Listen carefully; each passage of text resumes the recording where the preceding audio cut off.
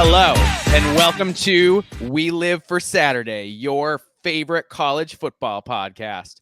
I'm your co-host, Mike, and with me, as always, is your other co-host, John. John, how are you doing this evening? I'm doing well, man. Things are going good. This is exciting. This is our first time on video trying this whole new YouTube thing. So it's definitely going to be a trial and error type thing, but we're excited to figure this out and start on a new platform and hopefully expand our audience and get to meet some new people and some awesome college football fans. Yeah, so for people just seeing us on YouTube for the first time, hello. This is the podcast We Live for Saturday. We are a Big Ten college football podcast, and we have done 50 episodes, but all of those were audio only. So now we are moving onto YouTube, and we're going to record everything and be there for you. So we're getting used to doing it on a live or on a recorded video platform like we are now. And so there are going to be some kinks. There are going to be some issues to work out, but we're going to have it figured out and up and running by the time we get to the season here. Yeah, this will be fun.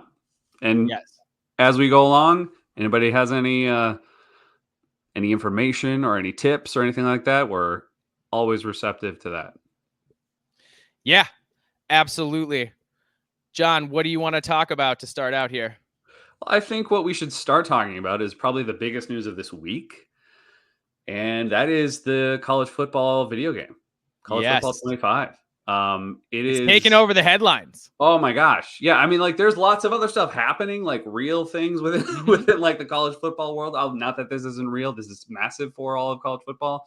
And it is effective, I think, and is going to, you kind of forgot how it impacts the actual game. And I think fandom and even the teams and the programs around the country, because it's a selling point. And this is how you get to know other teams and how we used to get to know other teams and programs and players by playing these games. So that's really cool that this is back. And so many people are jacked about it. And so am I. I just started playing it a few days ago. I haven't had a ton of time to put in a ton of hours. Right. But how's it going? I am pretty terrible. Let's just put it that way. I fully admit I am playing on freshman mode because I just don't. I want to learn how to play the game first off, but I don't want to just continuously be getting sacked or on when I'm playing defense, getting thrown all over the place and not being able to make a tackle or anything like that. It's tough, man. It's tough. I'm getting a hang of it. Running the ball is a lot of fun. I'm still getting used to the whole new passing game thing that they do, and that'll take some getting used to, but I'm getting it. What's really difficult is just defense across the board, and actually kicking a field goal is still, for me anyways, particularly difficult. But yeah, I heard the gameplay is drastically advanced to what we remember in the old game, and that it's really, really a lot to learn. It is. I'm sure a lot of guys that maybe continue to play Madden throughout the years probably get have a good hang of it. I stopped playing Madden years and years and years ago, when I stopped caring about the NFL in general. But yeah, I always played the college football video games, and then it went away. And I still played the old one a lot over the years, but now there's all this new stuff, and with these new systems and everything like that, video games have become so detailed and it's really cool and it's very immersive, but I find myself having to think way too much. And I just remember when I used to play video games in order to not to think and just kind of fade away. And now I'm like, okay, how does this work? And I'm literally feeling like I'm having to be an actual offensive coordinator in how I'm going to work these plays and pre-snap plays and all this. It's a lot. It's a lot, but it's fun. Intense, but it sounds like fun. It's fun. I am committed to learning how to become average. Let's put it that way. Yeah. Average is a goal. Average is a reasonable goal. as we know from following college football. Yes. Yeah, man. But we definitely got to have you come over and play sometime, man. I know you're busy with a lot of other things right now, but you gotta at least like just check it out for sure. You'll Yes. love No, I will come over and play. My thought is that I will end up getting a gaming system at some point. I haven't played video games in a long time. I'll end up getting a system and getting this game at some point. But like at this point, probably not until after the college football season, both because of college football things and because of real life things. Yeah. You know? And I do think though, once the season is over and I'm like jonesing for football, you know, that feeling when after the national title game and you're like, oh, we're as far away from football as possible. And like, that's when I'm going to probably be like, yeah, I got to play. I got to get the new the new college football game and do it. Well, and we got to play each other. I mean, both of us can't be Minnesota, unfortunately, but you know, we'll definitely have to play each other and start up a dynasty. It'd be cool if you could play together somehow, but I don't think that's just not where they're at right now. But anyways, Right. it's cool. My main, you know, my only issue right now, I'm sure there will be more, but my main issue is I'm really it kind of breaks my heart that they didn't put the Minneapolis skyline in the background of the game in Huntington Bank Stadium. It's the scoreboard is, as you and I both know, and to anybody else who doesn't know this, the scoreboard is offset. Yes. And it's offset for a reason, in order to perfectly frame downtown Minneapolis in the distance. And they didn't put downtown Minneapolis. In fact, they only put, I think, only a couple buildings. You might know what the actual buildings names are, but and that's it. Like and otherwise, it's just this blank blue space, and it just looks really awkward. Right. So they could have done a little bit better with that. I don't know if that's on them. I don't know if it's on the university itself. I know that that's the thing too being thrown out there, and I'm sure Minnesota's not alone in these kinds of issues. But they did say they're going to update the games. Cool. As the season goes along, so hopefully they'll just play catch up on a lot of that little stuff. And maybe next year's reiteration, it'll be totally fixed. Who knows? So, but it's cool. It's fun. Absolutely. And I also I was interested to see and related to this game that Arch Manning has not only opted into the game now, but he even did an advertisement with Uncle Eli. Mm-hmm. And I thought that was pretty funny because I believe Arch was saying that he needed to really focus on the season. And so he wasn't going to opt into the game. Mm-hmm. That was his previous statement, right? Was it Yep. not? Yeah, it was. Yeah, it's interesting, right? How, you know, I mean, money talks, man. Let's just put it that way. It really does. Yeah. All of a sudden, that focus, it was okay. All of a sudden, he had time. Oh, yeah. It was just magically. Yeah, I mean, I don't know. Maybe he's going to win the starting spot at Texas because he's been so focused, and now he feels like he's good, and he's just going to come up there and just blow Quinn Ewers out of the water, and we're going to see, the next version of Peyton, I guess. He'll come. Yeah, there you go. What's going to happen. So he's not going to be busy playing the video game, though. I don't think he's going to actually play it. I think he's just like because he's super focused, obviously. So. Why would you want to? As a kid, as like a 18, 19, 20-year-old kid? No, you never play video games, ever. Especially when you have the ability to play yourself. Why would you want to do that? No. After a long day at the football complex. No, wouldn't go home and pick up your own, call your own number. He's a Manning. He's too disciplined for this. Yes. Focused. Locked in. Speaking of this episode, I realized I forgot to mention at the top, we are previewing all 18 Big Ten teams for the 2024 football season coming up here in just a few weeks, as crazy as that is. 6 weeks from this past Thursday, and today is Sunday, so time is flying. So we are going to do 3 teams per episode, and today we are starting with Michigan, Nebraska, and Washington, which you probably saw in the thumbnail, which I would imagine brought some of you here. So those are the teams we're going to get into. And the way our podcast works is we talk a little bit of current events right at the top, and then we get into the main topic of the podcast. Yeah. And we got a couple current events here that we want to cover first briefly before we start to break down Michigan, Nebraska, and Washington. And I think the first thing I kind of wanted to touch on a little bit here, and this is all still speculation. This is nothing official, but it's coming from official enough sources that have a lot of insight, can kind of see behind the curtain type of stuff. When it comes to realignment, we do like to touch on that here and there, not focus on it entirely, but we like to talk about it when it's pertinent and it's happening in the college football world. And obviously, the big thing with Florida State and Clemson is happening. There's been a lot of speculation for a while now, and even I previously believed that Florida State and Clemson would be coming to the Big Ten, which is not officially, the door is not officially shut, but it's becoming less and less possible, supposedly, and almost nearly impossible to get into the SEC, which is interesting, which is very especially interesting. yeah, for Florida State and Clemson. Yeah, the speculation now is that, basically, which makes sense. The SEC has no reason to go into Florida anymore. No. They don't need South Carolina. They want to get Virginia and North Carolina is the chalk, for what I've been hearing. Obviously, all of this is subject to change, but this is what it is now. And that Clemson and Florida State are being looked at being courted by the Big 12. And essentially, but the only way that they will be able to get into the Big 12 is through private equity, because the Big 12 doesn't have the money that the SEC and the Big 10 does in order to pay, I think, FSU and Clemson's way out of the ACC and Right. all of that mess.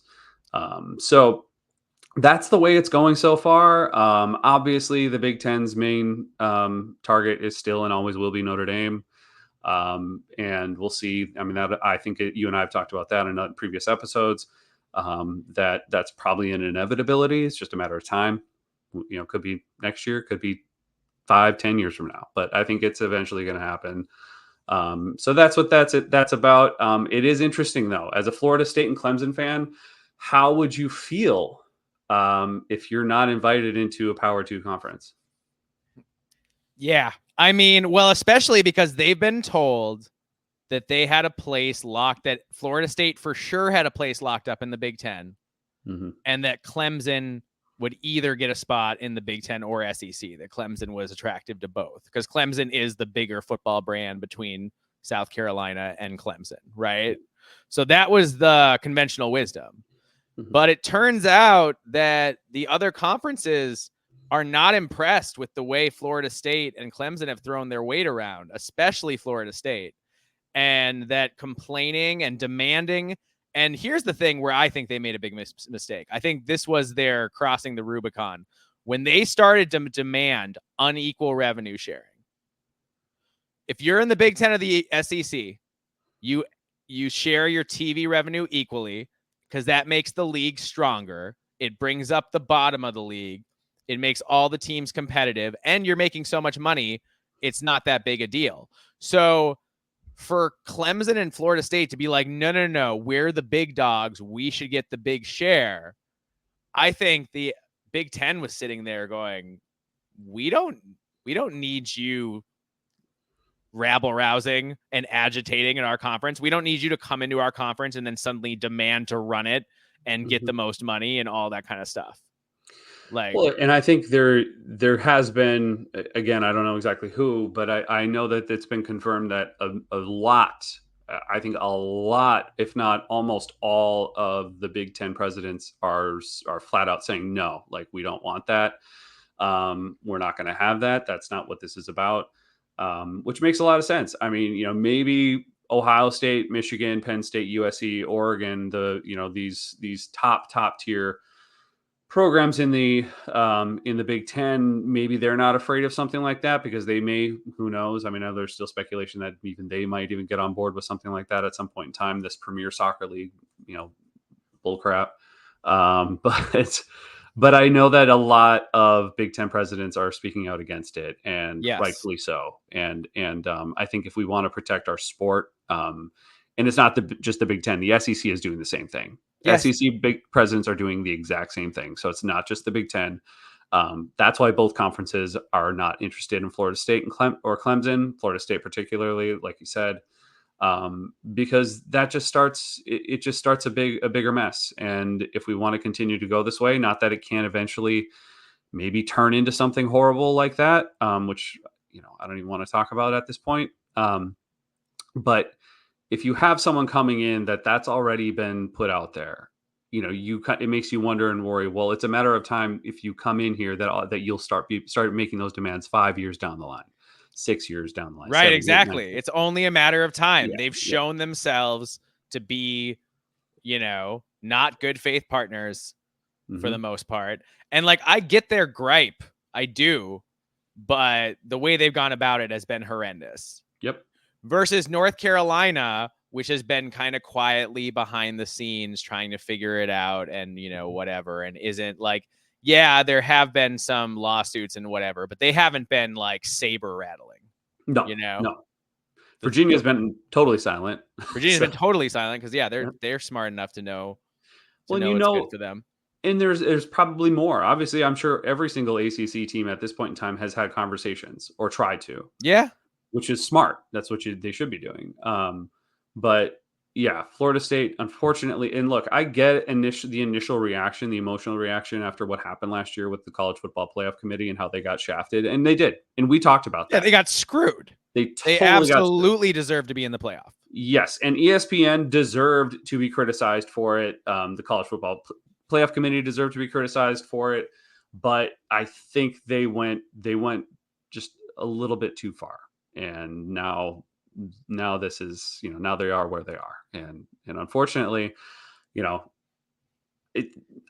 I don't know if I were a Clemson or a Florida State fan, if I would truly be happy, even knowing that I will probably run the entire conference for all eternity. Oh, you'd run the Big 12. They'd run the Big 12. Yeah.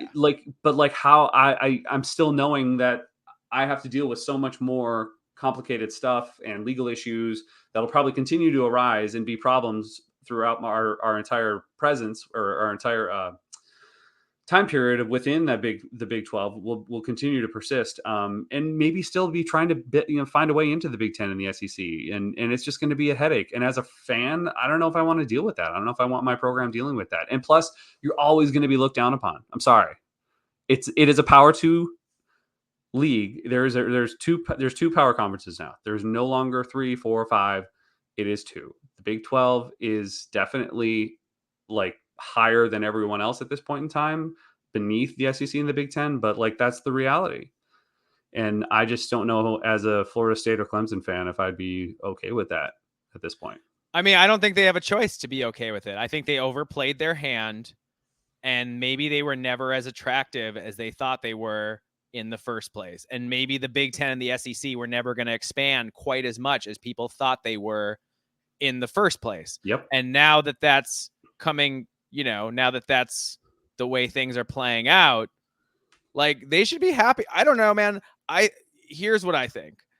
I think there were a lot of really arrogant national pundits who talked about this like it was a sure thing. And even after this news broke, there's a certain, I'm not going to name any names, but there's a certain podcast with a couple Knowles fans that came out and was like, oh no, don't pay any attention to this. It's still going to be the Big 10 or the SEC. They're still going to get in, blah, blah, blah, blah, blah. I don't know if they are. I don't think they are. I think they're going to end up in the Big 12. And I think, honestly, it'll work out great for them because they won't have as much competition. They'll still be able to get into the playoff, pretty much every year. They'll have access. Like, I think for schools like Florida State and Clemson, they'll be fine unless they end up getting bought out by private equity and nobody else. And then they get destroyed by private equity because private equity destroys almost everything it touches. Yep. But as long as that doesn't happen, those schools will be just fine, and they should probably be happy about it. But I do think it is a big comeuppance for especially the pundits and the chest beating fans who thought that they were the most important thing in the country, and they're finding out that they're not. Mm-hmm. And look, the reality is the doors are not shut on the SEC or the Big 10 officially, but no, not officially shut, but they're slowly closing is what it seems like. So we'll see. But yeah, man. So that's that part. That's really what's going on as far as realignment right now. Again, nothing official has changed yet, but it's always moving. Awesome. And should we transition to the next topic before we get into our previews? Yeah, let's do it. So this is something I heard that I'm sure a lot of other people heard this, and you could take it in a lot of different ways. But as Big Ten fans, we're going to clearly, obviously, take it this kind of way. And there was a another podcaster, and I'll just say it, Josh Pate, who talked about this, and he didn't disagree with people's feelings about it, like what I believe you and I probably agree on. But he also tried to downplay it, like, well, it's maybe not that either. We need to, like, it might just be that they're taking this into consideration. It's all logistics and da da da. But when when you hear about, well, let me just tell you what it is. Yeah.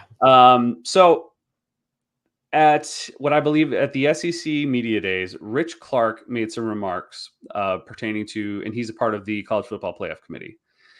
And he made some remarks about what is going to be required of any team or place where the playoff may happen on if you have earned the right to have a home field college football playoff. Earned it. Yeah. Well, there's some stipulations. Weather, which is the first thing that perked up my ears, being a Big Ten fan. And this isn't just for, I'm not sitting here as a Gopher fan thinking, oh yeah, why it's us in Minneapolis, but it could be Wisconsin, Penn State, Ohio State. It could be the whole non-West Coast Big Ten footprint. The entire non-West Coast Big Ten footprint. So this affects all of us. Yeah. And even Oregon, even Washington. I mean, come on, like it's a thing. So anyways, weather, number one, because the games will be in winter in January, and that is a factor, which yes, but but weather's affected football for an eternity since its inception. But apparently it's an outside sport. Yeah, but apparently college football outside college football only really, like, real college football only takes place in the South, I guess. And that's the weather that is only acceptable, is what I'm gathering from this. So, because he wouldn't have brought it up otherwise, if like he specifically said winter. So that, and then second is hotels. Do they have the level of hotels for a college football playoff game? So depending on what city you're in, if you're in State College, Pennsylvania, you're Penn State. Do you get screwed out of a home game because you don't have a bunch of amenities and you're not a major metro area? Yep. Or Eugene, Oregon, or Champaign, Illinois. Or, I mean, there's so many instances here that like you could use, and so that's another one. And then practice space, and then ticket sales and distribution were the last things that he mentioned. So as a Big Ten fan, and this is in defense of all of us, that this is just so infuriating. And I shouldn't say like I didn't see something like this coming. Of course, I think we all pretty much expected this kind of thing. I didn't see this coming in particular. I didn't think they would be so brazen as to say, hey, you cold weather, hey, Big Ten, just so you know, we might rank you lower so you don't get to host a playoff game. Like, no, I did not have that on my bingo card. I mean, I guess I should. I'm not surprised. Let's just put it that way. That's maybe what I should say. Is like I'm not surprised because this is the way it's been. Am, but go on. I mean, like the College Football Playoff Committee, it's so biased towards the SEC and has been since the beginning and its inception. Yeah. Like, and this is just the way it is. It always has been, and that's why they get ranked much higher than half of them deserve to be every season. So they finish higher than they deserve to be. And then they get in the college football playoff, and they do get, I think unless you're probably Michigan, Ohio State, Oregon, or USC, you will not be, or get special treatment or get preference over another SEC team. If it was, let's say Wisconsin makes it to the college football playoff, and it's Wisconsin and Auburn, LSU, whatever. Like, they're going to go with the SEC team. Even though I would have to say Baton Rouge and probably, I'm forgetting what town Auburn is actually in. Is it Auburn? Auburn, Alabama. Sorry, I don't care about the SEC. So not sorry, but that's probably a comparable, like, population city, that you're dealing with here. Madison has a lot of amenities. It has lots of hotels. Lots of people come there. But it's Great cold, food, John. but it's cold. So this is what we're seeing, people, just to give you all a heads up. They're trying to lay the groundwork Yeah. to give people. But yeah, so that would be, I'll tell you what, if they put a 10-2 SEC team over an 11-1 Big Ten team that played two more, or that played an additional conference game, so they won. So that means they would have won two more conference games, since the SEC only plays 8 still, which is ridiculous. Sisters of the Poor in November, playing the layup game in mid-November before rivalry week. Yeah, Yep. SEC, we see you doing that. So if they try to pull that, now that the Big Ten has more conference games, if they try to take a SEC team with a worse record over a Big Ten team with a better record, we riot. We riot in the streets. And even if it's I will be upset even if it is my rival. I will be. Yes. I don't want, because we all should be pissed off, and it doesn't matter who you hate or whatever within the conference, because that's utter bullcrap, and none of us should be tolerating that. We should all be upset if that happens to any one of us in this conference. I just want to say, people, non sequitur, but John is really he's really censoring himself for YouTube. I appreciate that. He's doing it. You're trying to keep in the profanity out of the situation. That's good. It's hard. Progress. It's hard. Yes. I saw you catch yourself. It's hard. I'm trying. It's not always. It will slip up sometimes. So I apologize. That's fine. We're outside of the first 10 minutes. That's what really matters. We don't curse in those first 10. All right. Anyway. Yes. Back to what we're talking about. Yeah. You cannot have any.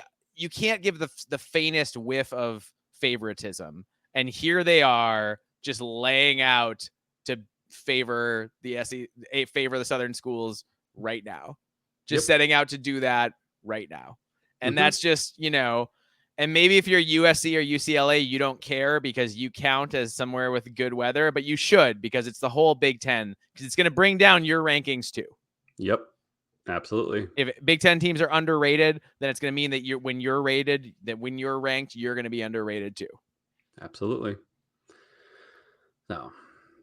All right. Awesome. Good top of the show. Woohoo. The time to jump into the preview season, John. Yeah, let's get it started. Holy cow. It's really like the beginning of the real season of football. It is. Our first episode was season previews, and we were talking about going through all of this, and now we're here and we're doing it again. And this is we've kind of come full circle for the first year. This is in a way, it may not be to the exact date, but this is basically a full college football year for us. I consider this the beginning of season 2. Yes. We had 50 episodes that were audio only, that were season 1, where we worked out the kinks and got a little better at doing this thing. And now we're on season 2, the real thing. We're like a coach, like a college football coach who in season 1, it was we're just happy you're here. Things are okay. Season 2, it's you better win a little bit or people are still going to start to get pissed about it. Yep. And with this new platform, I'm hoping it all works when I go out on the road and I'm in hotel rooms every time I record. Everything will hopefully just work really, really well with this new thing. So because it's so far, this is amazing. Yeah, our old platform was bad. I'll just say it. If you're going to podcast, don't use Zencaster. Don't do it. We'll say it straight up. StreamYard is already much, much better. Yep. All right. Let's get into these previews. So I thought we would start. We've got Michigan, Washington, and Nebraska. And I thought we would do them in reverse order and start with the Cornhuskers. Okay. Because they've been, a very hyped up team this offseason. And I feel like we have a lot to talk about with them. That we do. I mean, I have to say, though, is it just this offseason that they're hyped up, or? They are hyped up every offseason. It's true. Oh, that's right. Okay. But this year they might actually be good is the thing. Yes. And you know what? Like for real good. To Not be Scott Frost good. No. And I'm going to say it. So all of you, everyone out there, I agree. I think so. This is me at Norwegian Gopher saying, I think Nebraska could be good. And we'll discuss what that means. And John on Twitter is at Norwegian Gopher if you're looking for him. If you want to find me on Twitter, I am at Ollie Babwa. So we'll put those in the show notes so you can see that and get to us there if you would like. Yeah, and we'll go through all of that at the end of the pod again, too. Yes, absolutely. All right, well, first off, I want to say a big thanks to our contributors. We've got our Twitter crew. So we have 3 Nebraska contributors. We have at Peter Meister, Matt Rules Smock, and at Patrick Connor. So they are all fantastic Twitter follows, both for all things Nebraska and for college football in general. So appreciate your help, gentlemen, and go out there and give them all a follow for sure. They're good content. Yes, really good. Good guys. All right. So what we did was for our contributors is we asked them 10 questions. We're going to read through their responses. We'll talk a little bit about them. And then at the end, John and I will talk about our bigger, our larger level conversation of these teams. And maybe we'll even talk a little bit of schedule and stuff like that, depending on how time goes. Yep. Awesome. All right. So question 1 was, now that you've seen how your team did in the portal and how spring went, what are your expectations for this season and what is your projected record for 2024?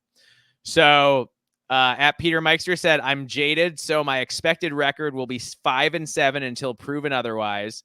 This team certainly has the capability of winning 7 to 9 games if things fall right, but there's no way I could bring myself to predict that right now.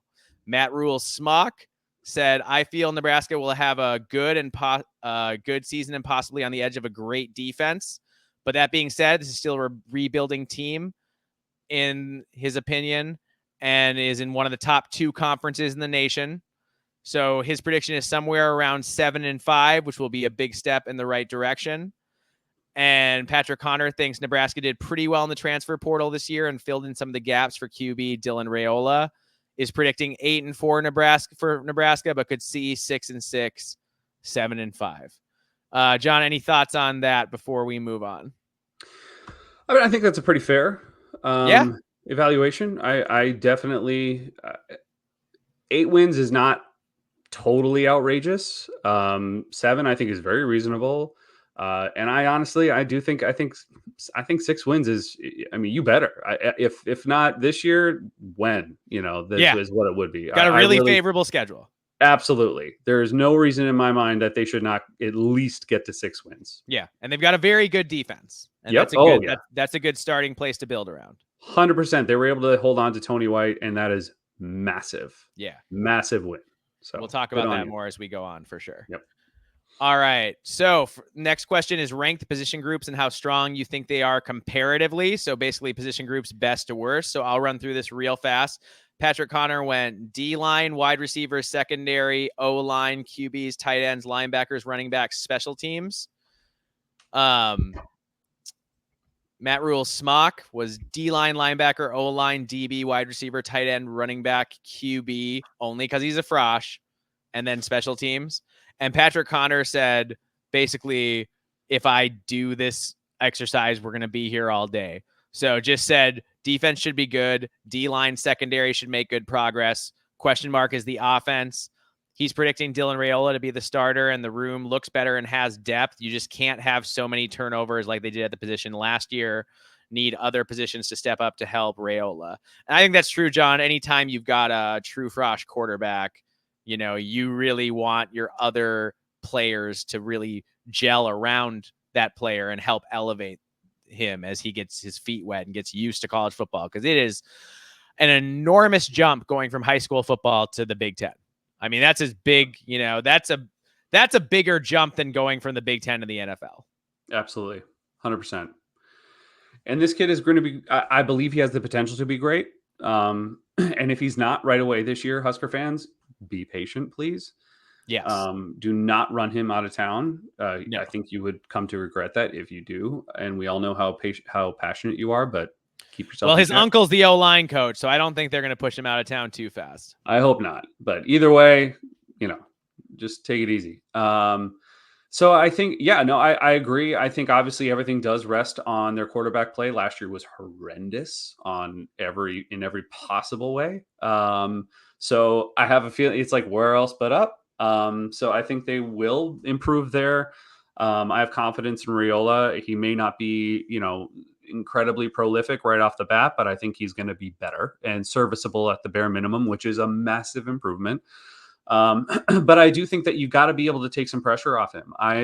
I'm still not 100% sold on their running backs. I don't know. I'm not, other than Fedoni, I don't know how many of his pass catchers are going to be incredibly reliable. There's definitely potential, but Fedoni is definitely 100% Oh, he's incredible legit for sure.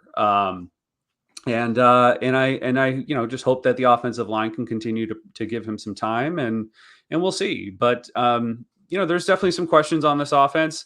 The biggest question though I have, aside from talent though, is Marcus Satterfield. Yeah. Let's talk about that more as we go on. Sure. For sure. All right, let's hop into question 3. Which players are the best at each position group? So I've got at this point, I'll just, like, you guys, I won't read off all 3 of what everybody said. I'll just kind of put our contributors' comments together and give you an idea of the players that they mention the most often. So D-line, Nash Hutmacher, Ty Robinson, Jamari Butler, said Ty Van Poppel is a youngster with a chance to break through, and then Cam Lenhart on the edge. Wide receiver, Jamal Banks, Jalen Lloyd, Isaiah Nair, with Jacob Barney Jr. as a freshman who could break out. And then secondary, Tommy Hill and Isaac Gifford. OL, Bryce Benhart, or potentially Micah Mazkua, based on his play at past schools. And I just got to say, man, good for Bryce Benhart, because he was mentioned multiple times. And I got to be honest, when he was first playing in that first year, he was playing in the Big Ten, first year and a half, really. I mean, he got abused. Mm-hmm. He was like a turnstile out there. Like, he couldn't block anybody. And now he has become the offensive lineman most mentioned by our Nebraska contributors, as a guy first mentioned as a guy who's going to contribute and be a really good player. So, like, good for him for staying the course, because I got to be honest, man, when I first saw him, I was like, this guy's not playable. He's not a playable person in the Big Ten. Yep. Yeah. All right. Mentioned Dylan Raiola, Thomas Fedone, of course. John Bullock at linebacker, running back, Emmett Johnson, and then the transfer, Dowdell. So there's a question of, what's he going to do? Ramir Johnson is back at running back as well. So there are a lot of guys who could, I think what I'm seeing with all the different players mentioned is that, there's a lot of guys who are a little unproven, and we're going to see, or else who are in position battles. And we're going to see early in the year that break out and see who wins those battles and stays healthy and puts themselves in a position to contribute once they get to Big Ten play. Yeah. So kind of along those lines, my next question was, which players are going to play this fall who are unproven or proven to be questionable?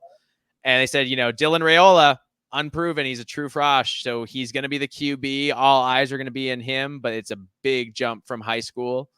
The cornerback spot across from Tommy Hill is a big question mark.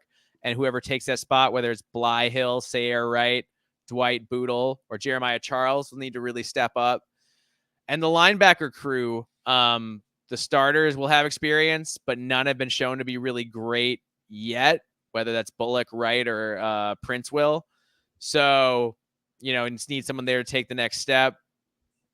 And, yeah. Yeah, I think there's a lot of talent, but like you said, unproven. I think the potential is high, but we got to see it happen for sure. Absolutely, especially on offense. Yeah. How did the transfer portal go is the next question. Which transfer portal players will make the biggest impact this season? And, transfer portal filled some needs, and many maybe depth guys. Mentioned Nestor and Dowdell on offense, and on defense, the DB Bly Hill. Transfer portal was a net positive for Nebraska in the offseason. Lost few, if any, major contributors. and then brought in likely starters, heavy contributors in the wide receiver Jamal Banks from Wake Forest, and Isaiah Nair from Texas/Wyoming, Micah Moskua, offensive guard from Florida and Baylor, and Bly Hill, cornerback from St. Francis. So, it's the era of the transfer portal, John. We've got a lot of guys in different places, guys who are on their third school, and is this time going to click? I think, Jamal Banks did pretty well at Wake Forest, and he's going to be a guy who has big expectations this year, if the Nebraska offense is going to go the right direction. Yeah. Well, you got to definitely need to see these guys be able to contribute right off the bat. And you have to see, you just got to give as many targets down the field as possible for Raiola. Because it was rough last year, even when they were able to have some time in the pocket to throw the ball. Fedoni was really the only one that I consistently saw come down with it. So hopefully they can find some solutions here with the transfer portal. Absolutely. Next question was, which members of the coaching staff are in prove it mode this year? Will these coaches be fired if things don't go well for their position groups? So the big one I saw in our contributors was offensive coordinator Marcus Satterfield. And then also I saw listed the running backs coach, EJ Barthel, who Peter Meister thinks should be on the hot seat as well, as his room underachieved last season, as recruiting has been kind of lackluster. So Satterfield seems like the guy who's really, really hot seat. Matt Rule Smock said he's content with the staff right now, and so he's excited to see them this year. Thinks Satterfield's going to have a breakthrough probably. And then Patrick Connor also mentioned the special teams coordinator Ed Foley. Last year they were not great, to put it nicely, he said. And I'd point out Nebraska also missed 2 kicks in the spring game, so it doesn't seem like it's totally fixed yet. Mm-hmm. So I buy that those guys are on the hot seat, and I think particularly Satterfield at OC and the special teams coordinator Foley. I think those guys really need their units to produce this year if they're going to keep working in the Big Ten. Yeah, I was touching on earlier, man. I mean, I don't have a lot of faith in Satterfield. I don't. No, I don't like his track record. I don't.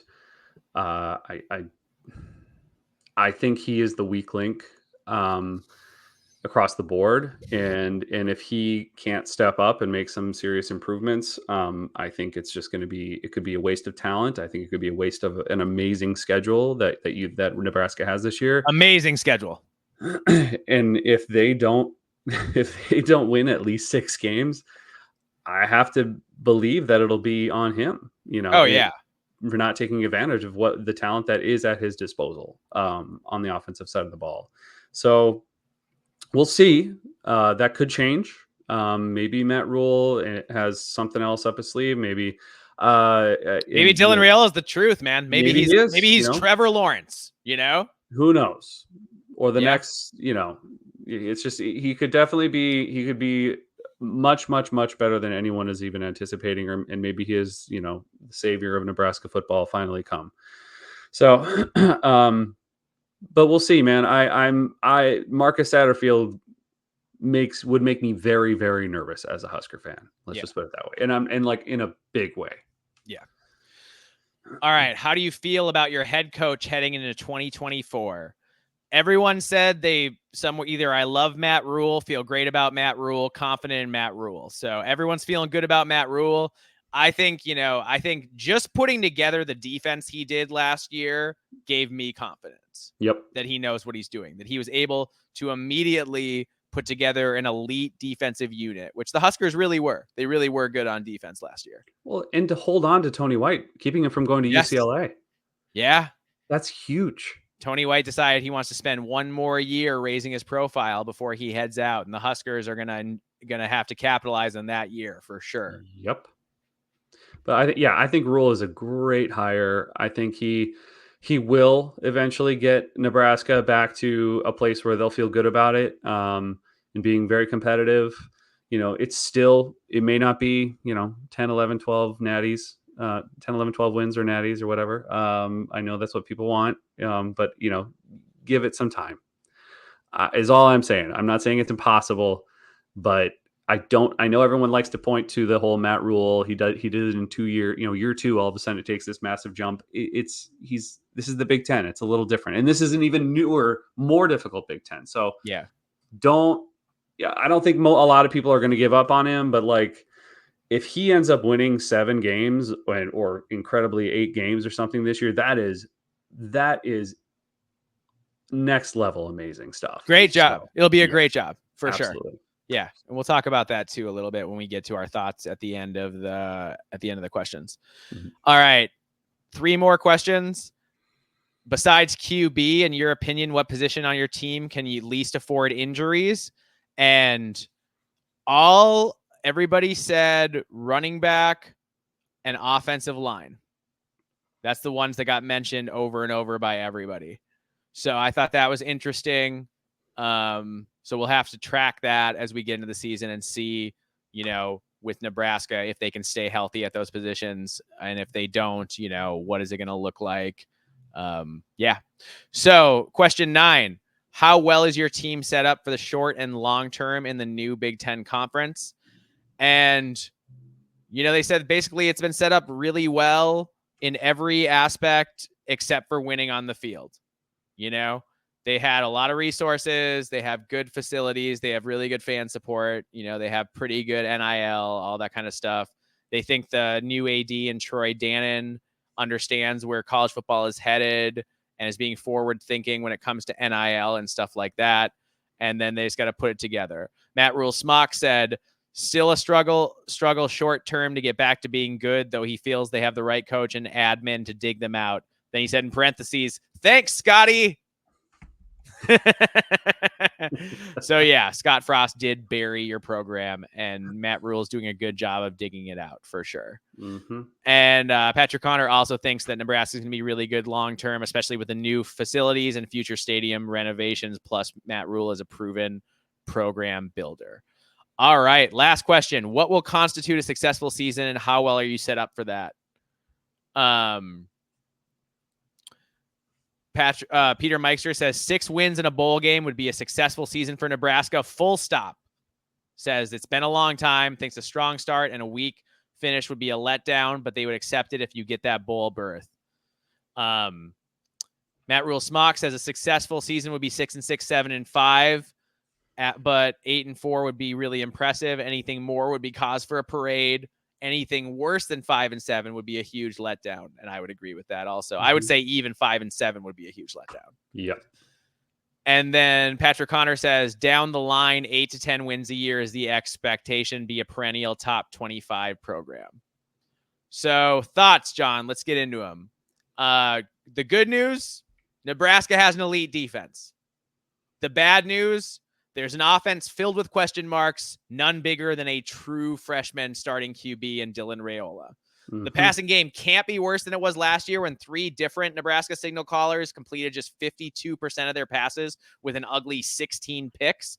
They need Dylan Raiola to be an upgrade. And in all probability, Dylan Raiola will be an upgrade. The question is, how much of an upgrade? The running game was okay last year. I think they need the running game to take another step this fall so that they can lean on that while their true freshman quarterback gets his feet wet. You don't want to be asking Dylan Raiola to throw the ball 45 times per game early in his career trying to win. I don't think that's sustainable for a guy who just got to college football, 10 minutes ago. Mm-hmm.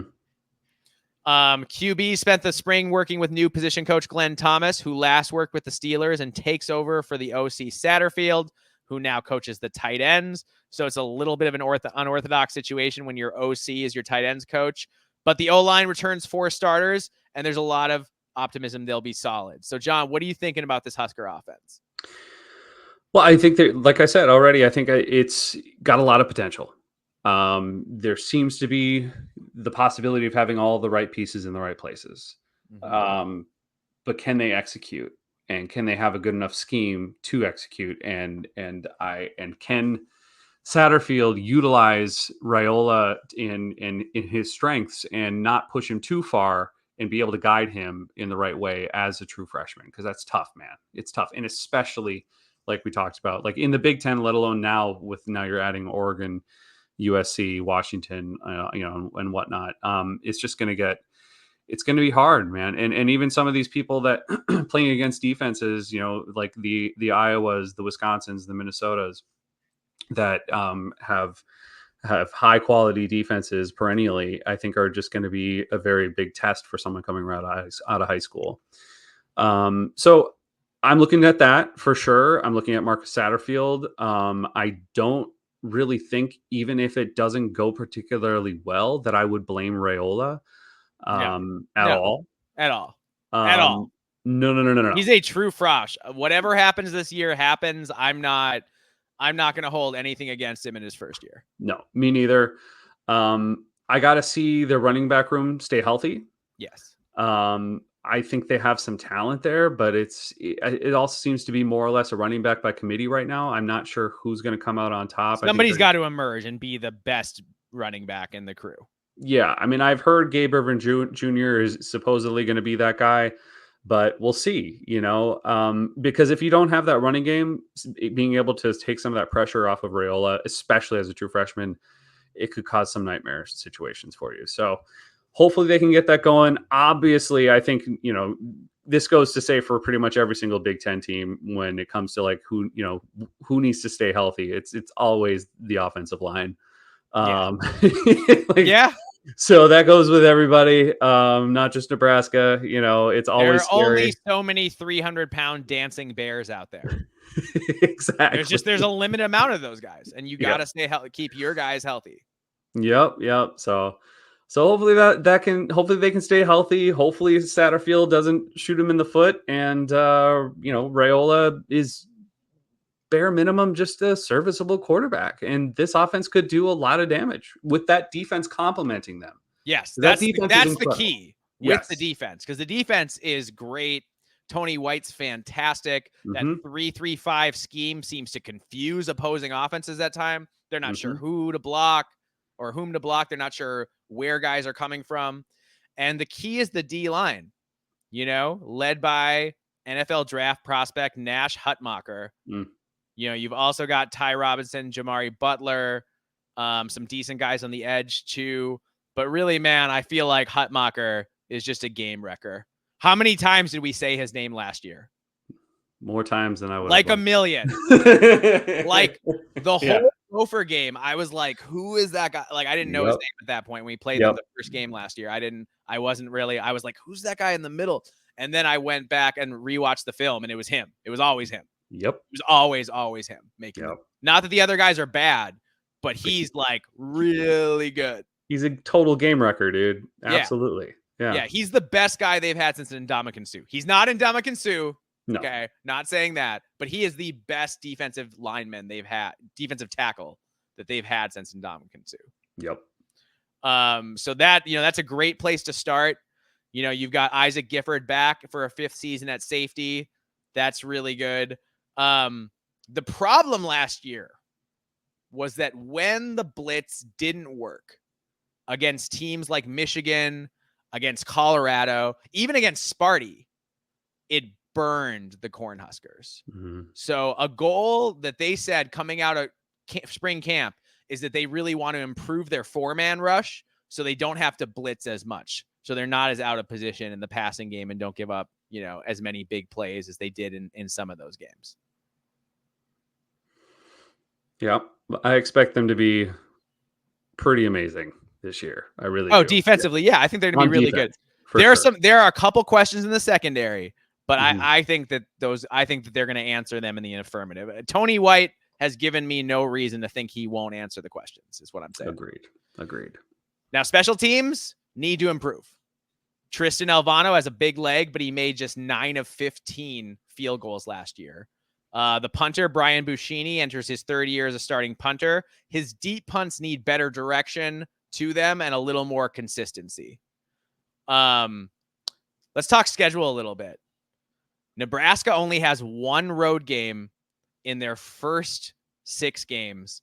They have a huge opportunity to get off to a good start. For sure.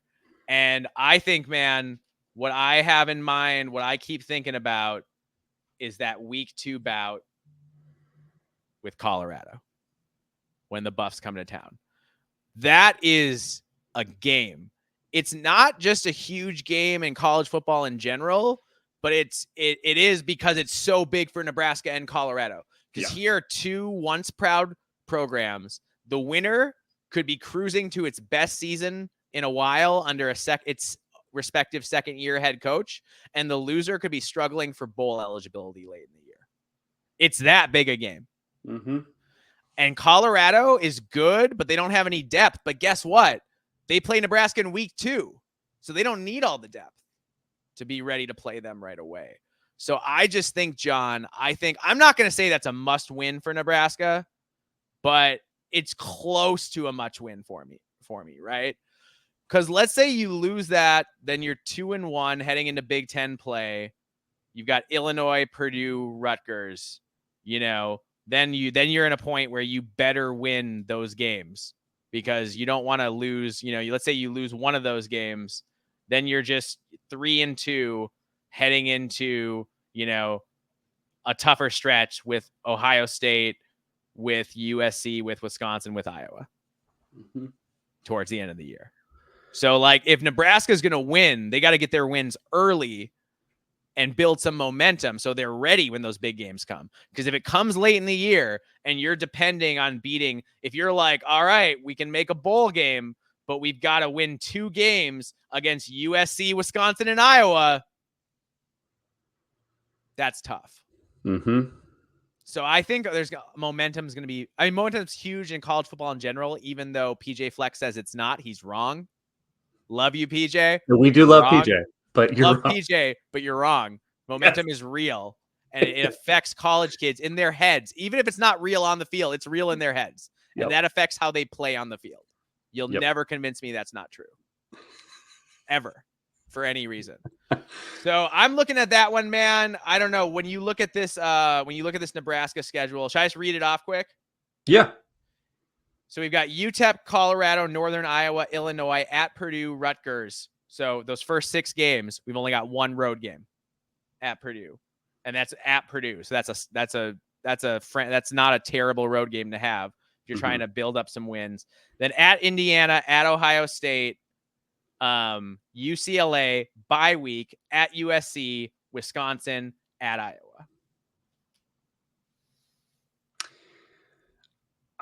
Just those first 6 games, yes, all are potentially winnable, but winnable. Yeah. But there's also, I think, 3 that I would say could be very troublesome. And that one of them is definitely Colorado. And I think I agree with you that, and by the way, you're welcome, Nebraska fans, on us, kind of putting PJ down a little bit. So I hope you enjoyed that. Have fun with that. Yeah. We love you. But I think Illinois could be problematic, and I really think Rutgers is going to give some people headaches. And no one in the Big Ten this year can look at Rutgers as a surefire win anymore. Rutgers is going to be really good, and Brett Bielema is just not going to be down 2 years in a row. I just don't buy it. No. When have we ever seen Brett Bielema have 2 losing seasons in a row outside of not counting Arkansas? Yeah. But where else have we ever seen that happen? We haven't seen it. Yeah, and even who knows? Maybe Purdue. Hudson Card is a freaking gamer. Maybe they throw it together, and because that happens with Purdue, they do that randomly to teams, and then Hudson Card's a dangerous player. Look, it's the Big Ten. You can lose any game. Yes. You can lose any game at all because it's one of the 2 best conferences in college football. Which, if you're new to the podcast, we don't underrate the Big Ten. I know it's popular to do that. But the Big Ten is one of the 2 best conferences in college football, and we're going to talk about it like it's one of the 2 best conferences in college football, period. Yeah. Until they lose on the field and prove us wrong. Yes. But to get back to the schedule, though, I do see for sure 6 wins in that. I do. I think 6 wins is 100% possible and freaking should be the expectation this year. And I think anything on top of that is gravy. I think 7 is very feasible. And 8 is also not a total stretch, but those first 6 games are crucial, man. And I do think that Colorado is an absolute tone setter. And if you don't set that right away, that could possibly cause you to slip up again in those next 4 games. Yeah, you don't want to be 2-1 when Brett Bielema comes to town and Colorado showed him how to beat you. Yep. You don't want that because he'll Brett, figure it out. Yes, he'll figure it out. He just will. Yeah. I know he's different. I'm not saying I understand, but Mike, Colorado and Illinois are different teams. It's true, but Brett Bielema's got some magic pixie dust. He'll find if you get exposed a little bit, he'll figure it out. Yep.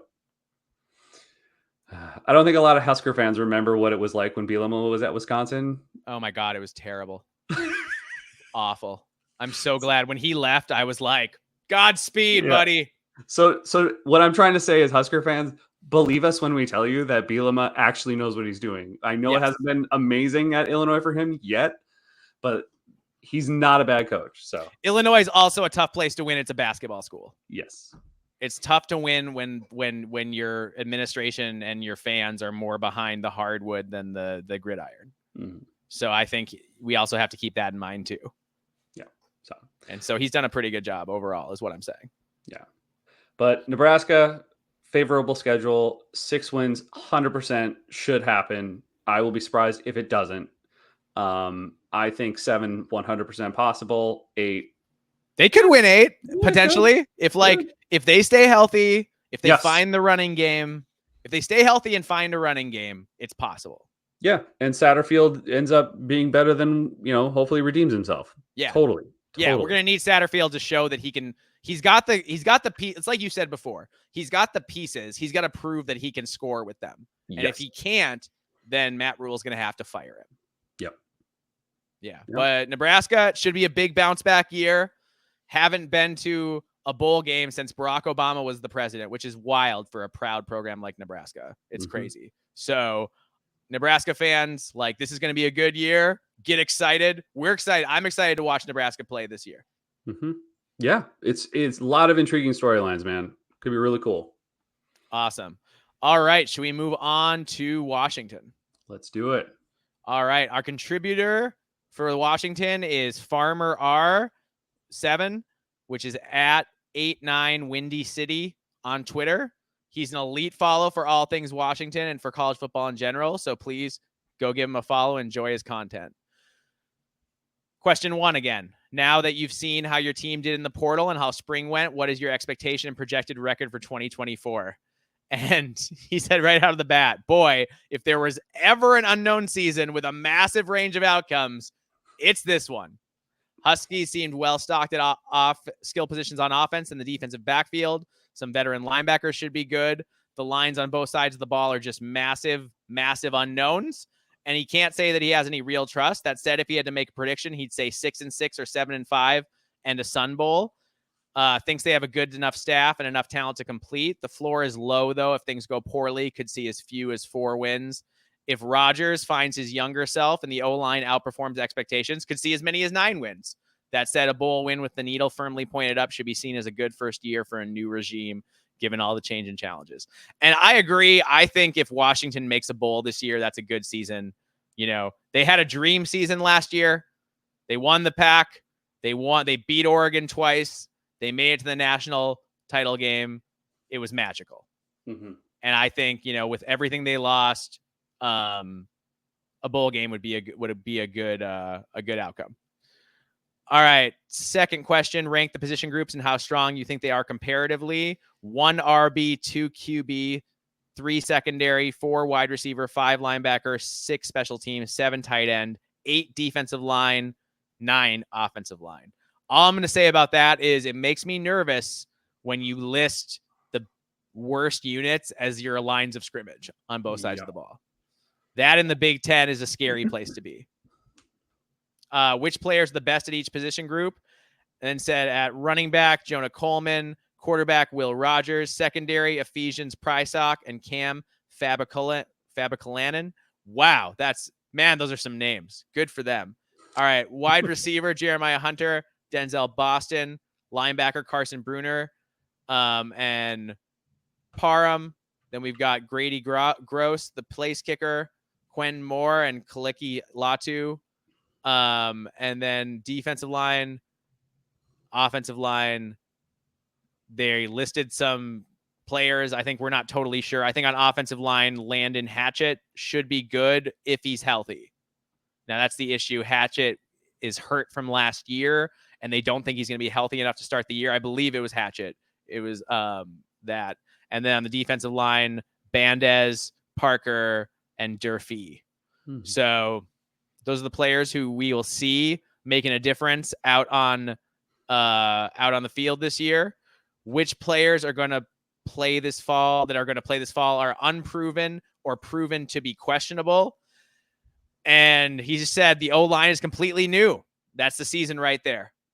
Like, will the offensive line be able to gel, come together, get healthy, stay healthy? That's going to make a big deal. And then he also says Denzel Boston needs to take a big step. How did the transfer portal go? Which transfer portal players will make the biggest impact this season? Went well everywhere, but the lines, QB, wide receiver 1, RB 1, OT 1, cornerback 1, linebacker 2, all transfers who will make or break the season. Long-term outlook for QB Damon Williams, who turned heads this spring. John, this is a couple mentions already of the true frosh I've seen on my thing of Damon Williams. So it'll be interesting to see. I'm getting excited about him. He could be a QB of the future. Yeah. Sounds like he's a real athlete. And then which members of the coaching staff are in prove-it mode this year? Will these coaches be fired if things don't go well for their position groups? New staff with a new team. Nobody's on the hot seat right away. Expectations should keep everyone safe for at least a year. A lot of interest in how some of these NFL pedigrees play out. Belichick, Carroll, Sunseri, Del Rio, etc. You're lining up on some familiar names, but not necessarily familiar faces, which we'll talk about a little bit as we get going. We'll talk about a little bit of that later when we get to our thoughts at the end. How do you feel about your head coach heading into 2024? Windy City says, Jedfish is not Chris Peterson, Jimmy Lake, Steve Sarkisian, or Kalen DeBoer. He is entirely his own man and building the program his own way, but his enthusiasm, NFL roots, and commitment to the direction the college game is moving are encouraging. All indications are that he hustles like crazy and demands a lot from his coaches. That's a good sign. And this transition year will obviously be challenging, but I don't know how UW could have done better with their hire given their situation post DeBoer departure. I'd say so, man. Jedfish did a really good job at Arizona. And you and I had a bad experience with him ourselves back in the day. He is known as a hard worker. That's always been true. I remember Adam Weber talking about how Jedfish was always the first and the last one, at the facility and all that kind of stuff. Definitely a hustler. He's definitely a hustler. That's a good way to put it. All right. Besides QB, in your opinion, what position of your team can you least afford injuries? And they said the O-line can't afford anything. An injury to Hunter at wide receiver would be devastating, as would an injury to the heart of the defense, linebacker Carson Bruner. Last questions. How well is your team set up for the short and long term in the new Big Ten conference? Definitely not the way they would have liked to come in. That said, they have a new staff who seem committed to the new college football, in quotation marks. We need some financial trickery to manage the transition until the full share comes in 2030, because Washington does not get a full share of revenue until 2030. He said, that said, he thinks it's time to address some of the disrespect that Windy City feels like Washington has gotten. If you compare their resume against the rest of the Big Ten since, say, 2010, they've been as accomplished as everyone except off Ohio State, and with the exception of this last year, Michigan. 2 playoff appearances, 3 additional New Year's 6 appearances, 1 playoff win, 3 conference titles, a winning record, and a bowl appearance in all but 1 season plus the COVID year. Talks about all the different bowl wins, and he says that despite all of this, the talk is that they are a chump secondary citizen. And he says over 4 different coaches, UW has proven to be a top 10 team sometimes and a relevant, decently competitive team almost all the other times. So why do people suddenly not think they can compete with Iowa, Wisconsin, and Minnesota? I'm just not sure where that comes from. UW won't win the Big Ten every year, but I think they will compete and contend more often than not. Boom. Oof. So the man feels disrespected. And I guess it's fair, right? Because coming off, you know what I think it is, honestly, what I think it comes down to a lot? Kalen DeBoer left. Yeah. If Kalen DeBoer is still at Washington, we're having a much different conversation about the Huskies. And I think nationally, they're having a different conversation about the Huskies. That said, I don't know if anyone said that they weren't going to be able to compete with Big Ten teams. I think, Washington's a very good program, and I think they recruit at a top 25-ish level. And, I think they'll be, I think they will be a team that can build and become a Big Ten good Big Ten team over time for sure. I agree. I think Washington has shown that they have. I think we talked about this on a previous pod about how they have really high highs and then they have really low lows, but they also have years of being very competitive. And yes, this is a different program. I am sorry. This goes for every single West Coast school, including those that West Coast school, including the likes of Oregon, who both of us I think are expecting to be unbelievable and absolutely ready to join the Big Ten. But this is a different Oregon's gonna be great. It is very different. Yeah, it is very different. Not to say that all of a sudden you're going to be at the bottom and you're going to be a doormat. No. I don't think Washington is that program.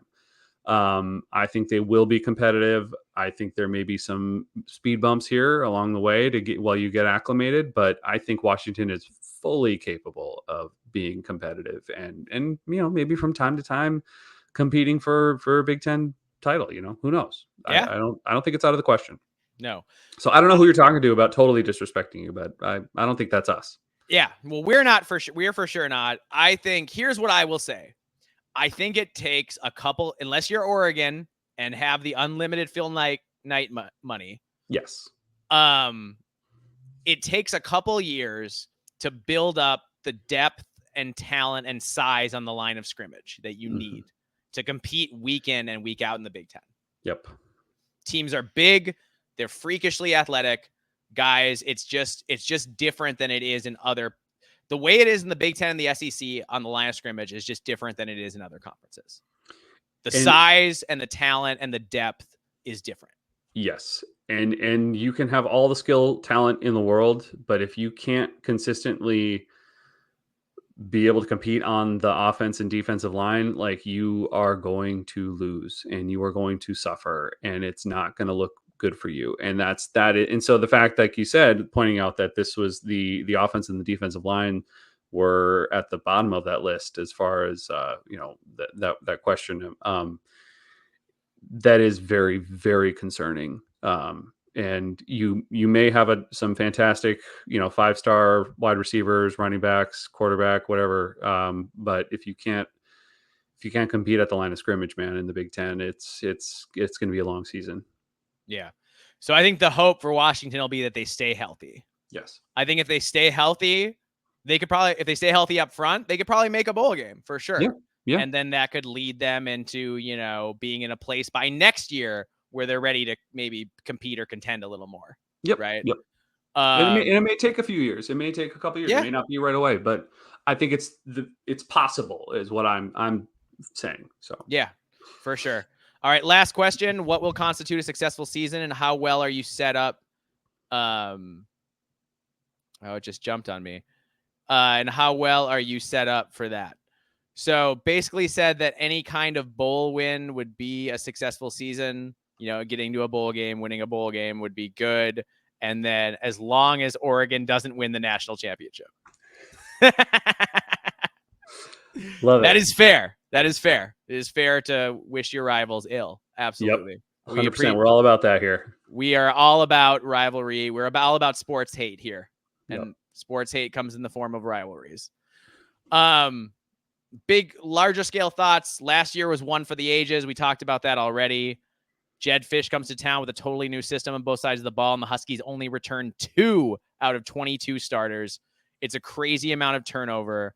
They also lost, this is crazy, 3 first-round picks and 6 in the top 100 just off the offense. Wow. That is an offense that that's really impressive that you were able to put that together and have the success you did. Like, bravo.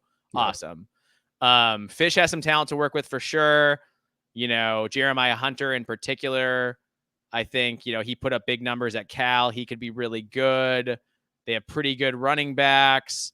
On defense, my question is, what can Steve Belichick build? He's a Nepo baby. We know that. We know he's got a long history of being in the NFL because his dad was able to get him there. But just because you're a Nepo baby doesn't mean you're bad. Plenty of Nepo babies are good at their jobs too. So my question is, what can he build? He's got Carson Bruner and to build around. He's got a decent kicker who was 18 or 22 on field goals last year, including making his last 8 and was perfect on PATs. The punter was a little inconsistent. He's back as well, though. So the strength of this team, I think, is going to be the passing game. And then the problems are going to be the inexperience and the lack of depth on the O-line and D-line, where I think, we might run into some trouble. Yeah. Belichick, I'm also curious. I definitely heard there's another Washington podcaster that was basically talking about the hire as if Bill Belichick was just hired as your defensive coordinator. Because Bill Belichick came and spent some time on campus and coached up your coaches and all that kind of stuff. So, and who knows, maybe that helped. I'm sure it did. I'm sure there was some positive things that came out of that, of course. But we'll see. Defense is a major thing in the Big Ten. You got to play good defense, and if you don't, you're going to get burned, and it's going to be a long season. But we'll see. I'm very interested to see if he is brilliant as his father, or as this one podcaster was making it out to be, as if the New England Patriots were all of a sudden we're gonna be suiting up on Saturdays. Yeah, I mean, just in purple and gold. That's essentially that was what's gonna happen, is what this guy was talking about. Sure. So we'll see. I'm very interested. See if I'm so curious. Because maybe he's a genius, dude. He could be. Maybe he's a total genius, and he's going to come out, and Washington's going to shock the world this year. That's totally on the table. Yes, it is. But it could go the other way too. Yes. And we're going to find out, and I can't wait. Yeah. All right. Should we move on? Glad to have you guys here, though, by the way. Yes. We're glad to have you here, Washington. Yes. Thank you, all Washington fans and all West Coast fans who are new to the Big Ten. Welcome in to our humble little podcast. And you can learn all things Big Ten by hanging out with us. So please, give it a like and subscribe. All right. Should we move on to the defending national champion Michigan Wolverines? The team that destroyed Washington's hopes in the title game last year. Destroyed everyone's hopes in everyone's hopes. It wasn't fair how dominant that team was last year. No, that was basically an NFL team. It was unbelievable. That was a special team. That was one of the great college football teams I've ever seen. Yeah. Honestly, John, that might be the best college football team I've ever seen play in person. Yeah. Legitimately. Yeah. So I just wanted to set that this isn't just what they did to Washington. So don't worry about it, Husky fans. They did this to literally everyone. Everyone. Just ran them off the field like they weren't even there. Yep. They had 2 close games all year, and they won both of them. Mm-hmm. And that was it. Everybody else ran them off the field. Our contributors for Michigan are _end_blue. So we appreciate you. And also the Rican Raider. That's Rican like Puerto Rican. The Rican Raider. Both dudes are great college football follows. They are awesome dudes. And Rican is a genuinely funny dude besides. We appreciate their contributions to the podcast. So go give them a follow for sure. Yeah, they're both amazing follows. I think they're both pretty darn funny. They're both funny. They actually are. They are both like legitimately funny. they know what they're talking about. They really do. Yes. They know their stuff. Yeah, absolutely. And Michigan isn't known as a fan base with a lot of personality, but both those guys have a lot of personality. Oh yeah. Yeah. They're a good time. Awesome.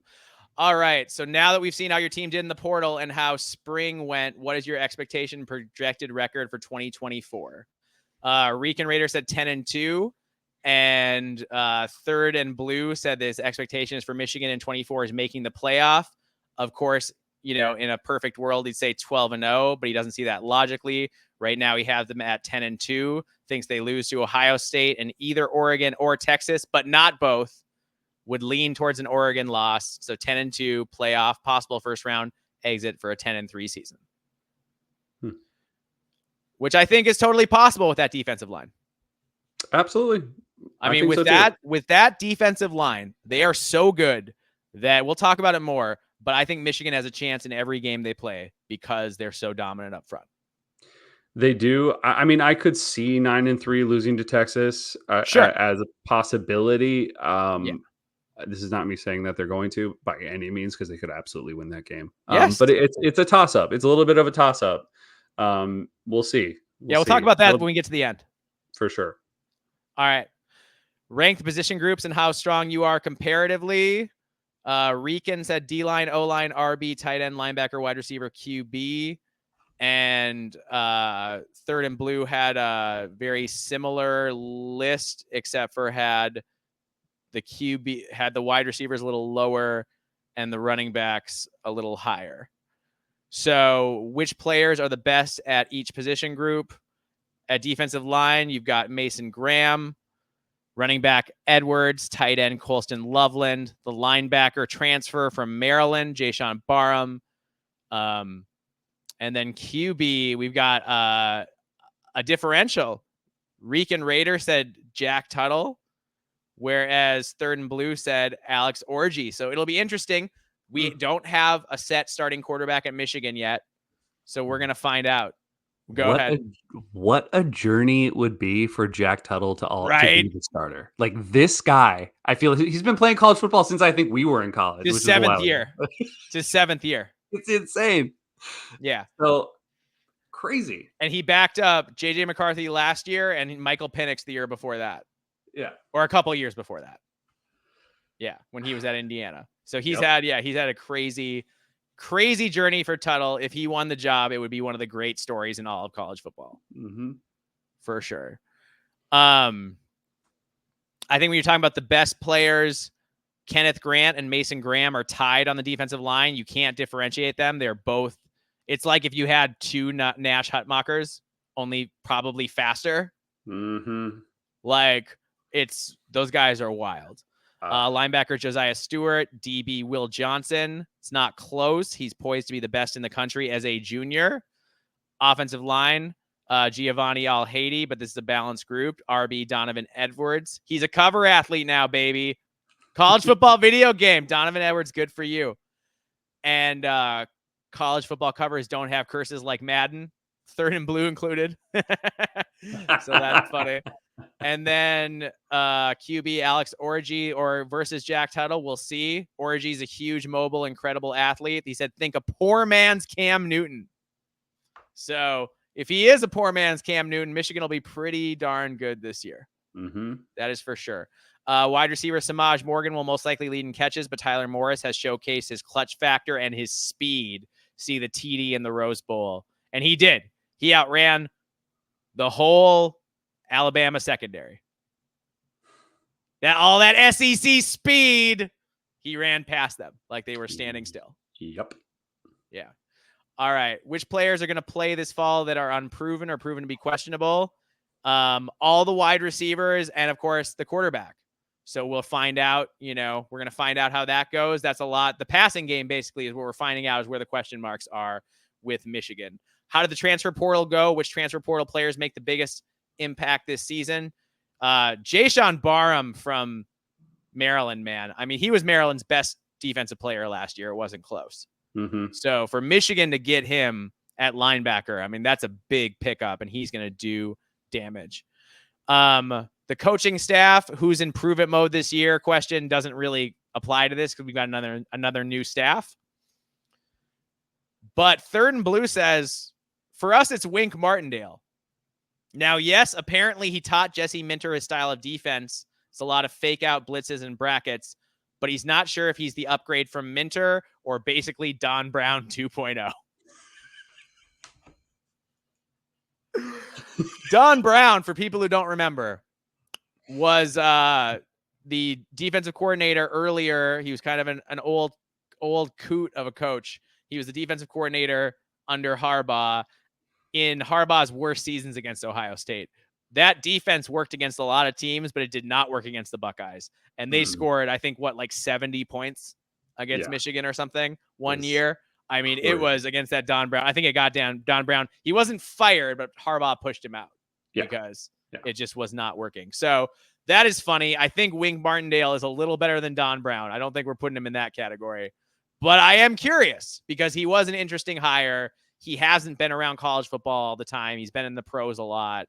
So can he, scheme things down to the collegiate level and be effective? That's always my question with guys who spend a lot of time in the NFL. Can they simplify enough to make it work? Can it be simple enough to work in college, but complex enough to confuse to work in college? Mm-hmm. You know what I mean? Like you have to, there are gradations there. All right. How do you feel about your head coach heading into 2024? Says very good. And I have full faith in Sharon Moore. He'll take out the soul of his enemies and then cry and cuss on national TV about it. Says Third and Blue. So I like that. Says he's all in on Sharon, a true Michigan man, young and energetic. In some ways, he says his style reminds him a bit of PJ Fleck,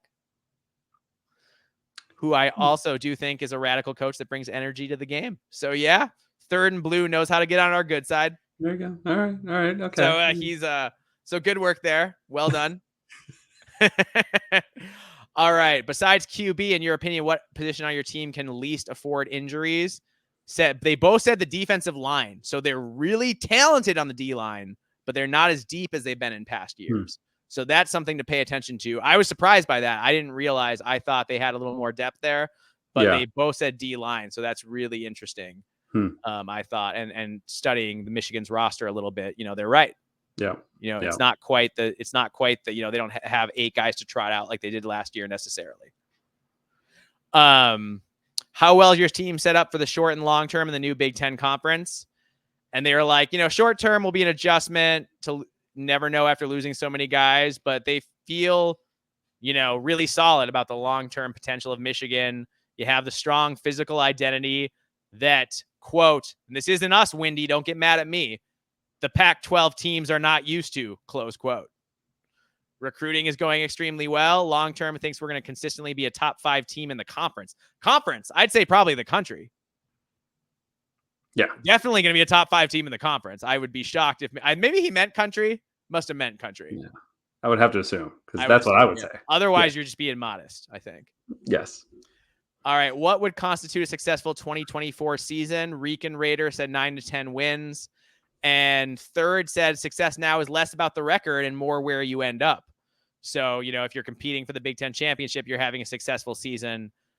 Success is 9+. Anything less is a huge failure. Need that 10-win season to make the playoffs every year. So, yeah. Michigan thoughts. It's Sharon Moore time, John.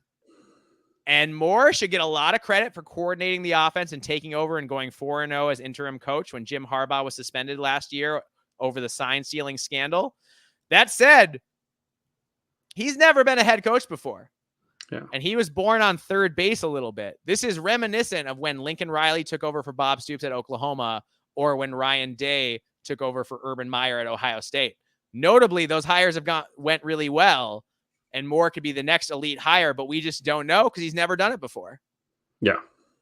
But the truth is that Jim Harbaugh built a juggernaut, and if Sharon Moore can keep going the same direction, it should be really good results. The question is, it was Jim Harbaugh. That offense was Jim Harbaugh's baby, even though Sharon Moore was coordinating it. So is there any drop-off now that you don't have Harbaugh there?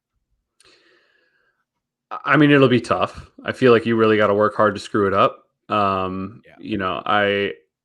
don't know if it's going to be, multiple national titles in a row type of thing, or even getting to a national title game. But I do think that clearly the program was left in great shape. I think, from everything I have heard, Sharon Moore is just an outstanding recruiter, possibly even better than Jim Harbaugh. So that is going to help and work in their favor as well. I think that Michigan is set up for a lot of success this year. I just don't see a lot of holes. I do think, the question at quarterback is interesting. It's something to watch. I'm sure they'll have a serviceable quarterback. I'm not expecting them to be terrible, but when you're Michigan, you need someone, or you expect someone to be pretty elite. So that'll be interesting to see there. How far back, how much of a step back do they take, I guess, is what I'm going to be looking at. Is it a 10-win season, or is it 11, a 10, or a 9-win season? Because I don't see anything less than 9. And does that mean if it's a 9-win season, is there actually something to be concerned about at the end of the year? I don't think so. Yeah, but I'm in regards, like, as a Michigan fan, Sure. will you be concerned with that? I don't think so. As a Minnesota fan, that's great. But I'm just trying to put myself in their shoes, because obviously, you lose. I think year one, you lose everybody just about. I mean, you lose so much. Not everybody. You could bring a lot back, but you lost a lot. You lost a lot to the NFL. You had a ton of guys get drafted. It's a new coach who's never done it before. I think if you go 9-3 and win a bowl game, I think that's still a pretty good year. I agree. It's just, I know, like, they don't live in our world, so that's why I'm No, I know. We live in. That's why I'm like just asking these questions. They live in a helmet school utopia. Yep. So but I think it's a great hire. I think it'll turn out well. I'm interested to see who comes out of wide receiver. Yeah. Like, who besides Loveland, which is an amazing target down the field. Oh, he's the best tight end in the country, probably. Hands down, man. But who's really going to come and show out at wide receiver? They have talent there, but I'm just kind of interested to see who kind of pops up. I think. Yeah, I mean, they lost both Roman Wilson and Cornelius Johnson in the NFL, and they had multiple wide receivers transfer out as well. Yeah. The Wolverines, they're going to feature young players. They've got Samaj Morgan, Fred Moore, Tyler Morris. And also, one thing I read, in my research I came upon, is that they expect running back Donovan Edwards to catch a lot of passes this year. I think it's smart. Oh, absolutely. I think you're going to see a lot of that in the Big Ten this year. I think a lot of teams are going to start incorporating their running backs in the passing game, Minnesota included. For sure. We'll get to that. But I do think I think they should. I think it's smart. The guy's got speed and acceleration like crazy. He's insane. Yeah. Yeah. I mean, you see what he can do. Saw what he did in the national title game. Saw what he did against Ohio State a couple years ago. I mean, Donovan Edwards is, he's legit, folks. He's awfully, awfully good. The question marks are at QB, wide receiver, and O-line. The defense and the running game will be the focus early in the year, I think, while the passing game evolves. The problem for me is that the Wolverines don't have a lot of time to get up to speed on offense before they have that week 2 tilt with Texas. And I don't know if you saw in the media, but Quinn Ewers, former Buckeye Texas quarterback Quinn Ewers, is still calling Michigan that team up north. Yep, I saw that. So there's no lost love there. So that'll be an interesting tilt. If Michigan beats Texas, then the Big Ten is coming, people. The Big Ten is coming this year. Because if that Texas team is poised to compete for a national title, if Michigan comes out and does it, and it's possible, because again, who's going to be able to block Michigan? Anybody? Is anybody on their schedule going to be able to block them? There are 3 teams who have a chance: Texas, Ohio State, and Oregon. But are they even going to be able to block Michigan? I don't know, man. Yeah, I'm not convinced necessarily. Nope. It'll be interesting. Yep. So Michigan, they're like, we talk about them going 9-3. They could also run the table. Yep. When you're that good, when you are that good on the defensive line, you always have a chance. Again, coming back to like the line of scrimmage, man. If you're that good in the Big Ten, you can definitely have a shot at winning all of your games. And Michigan is absolutely at that level. Ohio State is at that level. Oregon is at that level. Like, that's just the way it is. Penn State. Sorry. Yes, of course. Also, I would say is at that level. Yep. Awesome. And then special teams, the Wolverines have a great punter in Tommy Roman, and his 44.3 yards per punt must be nice. They brought it.